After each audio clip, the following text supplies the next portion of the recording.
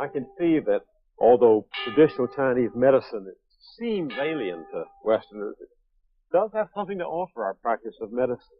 On the one hand, there's the practical contributions it can make, herbs for certain diseases, acupuncture. There's another level that's becoming clear to me.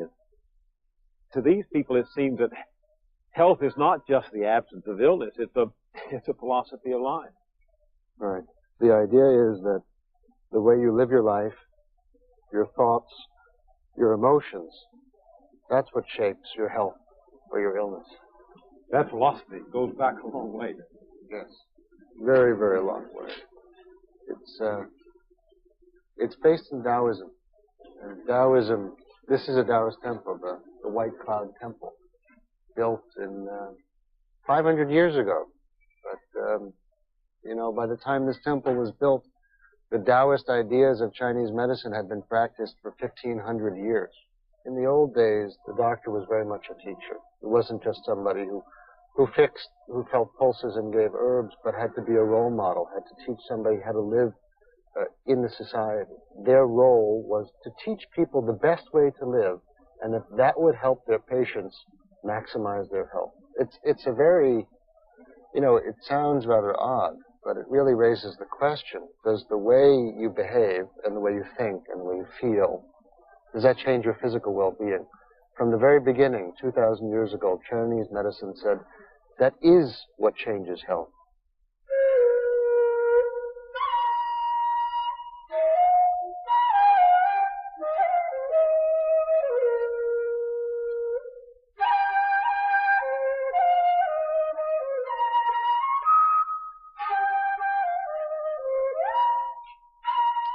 This man is one of the more gifted people that I've met in China.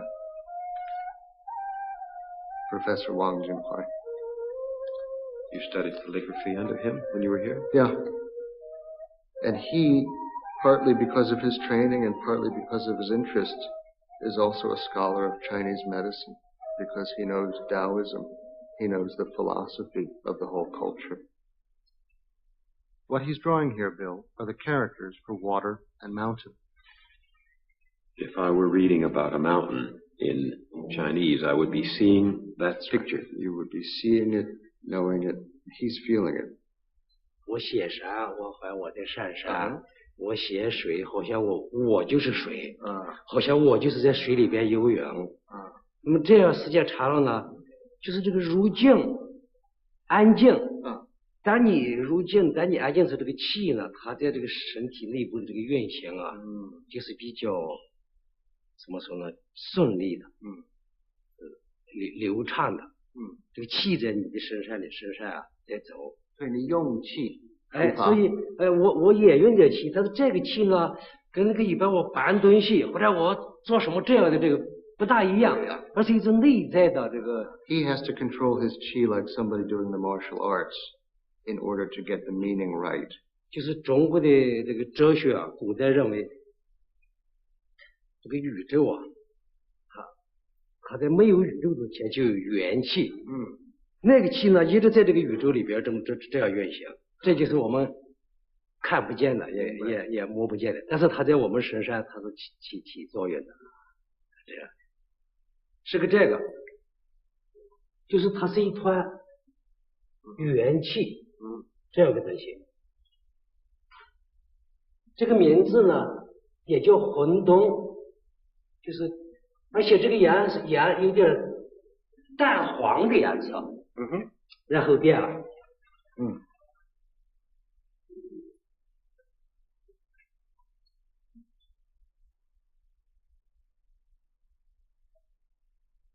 ，It's the Tao symbol, isn't it? For yin and yang, right, dark, up, down, male, female. So the earth, which was chaos, divided into yin and yang. In everything, in every part of the universe, there are these two opposing forces.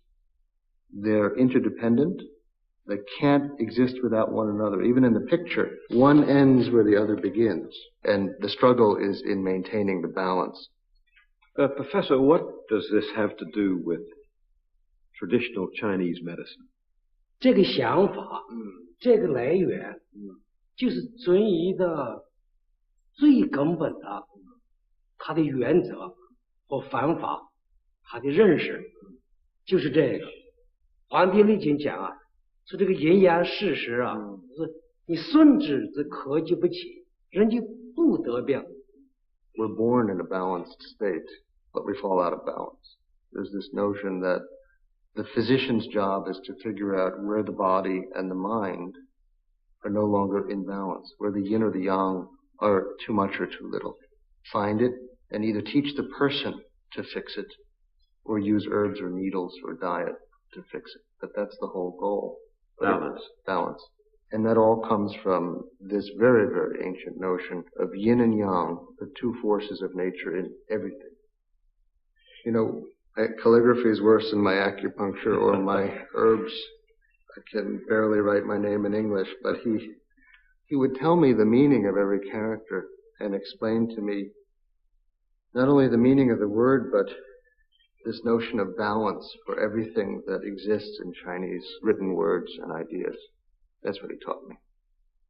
There's a wonderful proverb in Chinese that says, a teacher for one day is like a parent for a lifetime. And he's a teacher. 谢谢。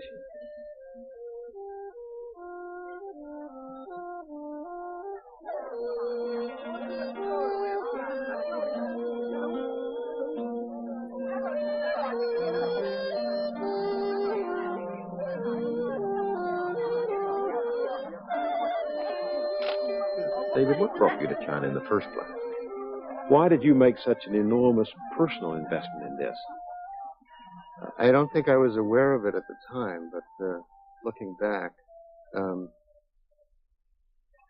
I think it had to do with some personal tragedy when I was a boy. When I was 10, 3 of my grandparents passed away of unrelated illnesses. And the same year, I lost my father, who was 39, of a heart attack. And it was hard to think about why that happened. And I always wondered, is there more of a reason than just fate why people live longer or shorter lives? And does it matter how you live, how you think, how you feel? Does that change your physical health or your life? Or is that even important? So from the very earliest part of my interest in medicine, I was interested in more than just the chemistry.